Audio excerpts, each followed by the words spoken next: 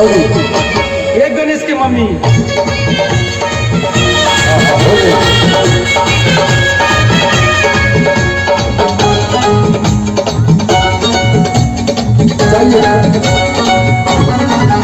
नहीं खाएम खोआ मेवा नहीं मिसरी मलाई नहीं खाएम खोआ मेवा नहीं मिसरी मलाई नहीं खाएम खोआ मेवा नहीं मिसरी मलाई नहीं खाएम खोआ मेवा नहीं मिसरी मलाई भैले बानी मत पीस के लिया दाना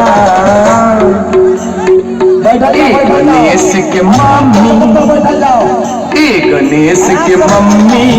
बस पावर भांग खिया गणेश के मम्मी बस पावर भांग खिया दाना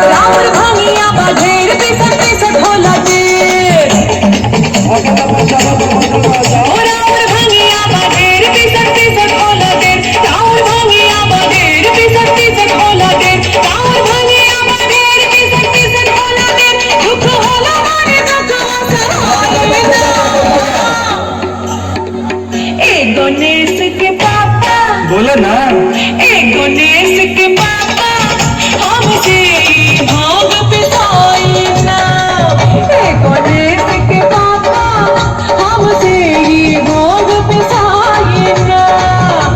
गणेश के मम्मी बस पावर भांग किया धन्ना